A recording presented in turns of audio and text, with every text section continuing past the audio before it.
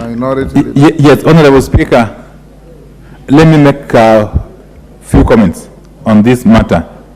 First and foremost, I must admit that I was taken aback when I read in the media that a motion had been forwarded to the Speaker's office about this bipartisan engagement.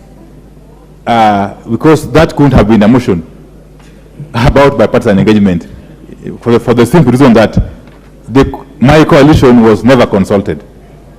It has now turned out, of course, that it was basically a draft motion for the Kenya Kwanza side.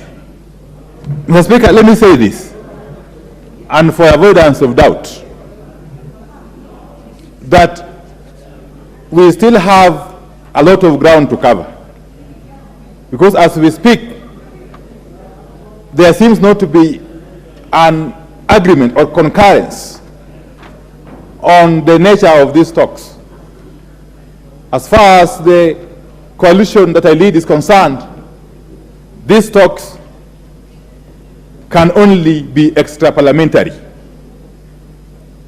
Two, as I've said time and again, before any motion can be brought before this House to set up or to set off this process of bipartisan engagement, there have to be talks about the talks. And I'm happy that my friend, the Honorable Kimani Chungwa, has acceded to that. The Speaker, the reason why we need talks about the talks is that first and foremost, that bipartisan committee must have clear terms of reference, must have clear mandate. Secondly, it must have clear time frame within which to accomplish its task. But more importantly, it must have clear mechanisms. Clear mechanisms have to be established for implementing whatever resolutions that committee may come up with. So that is the essence of talks about the talks. And those talks have to be as inclusive as possible, as I've always said. And therefore, without preempting anything else,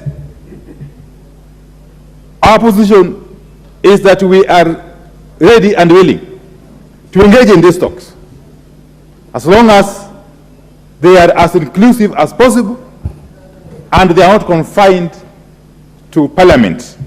Two is that my coalition reaffirms its commitment to the spirit of dialogue,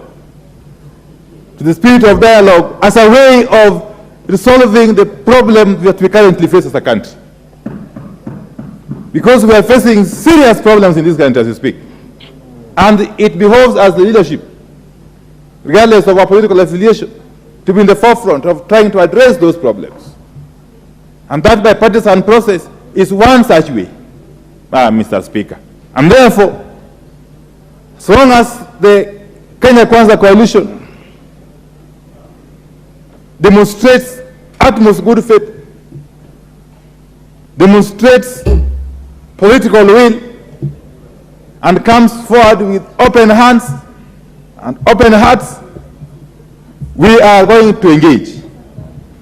But any slightest indication of lack of good faith or lack of goodwill, we shall go back to the people. Thank you, Mr. Speaker. Thank you, honorable members. It is not my desire to open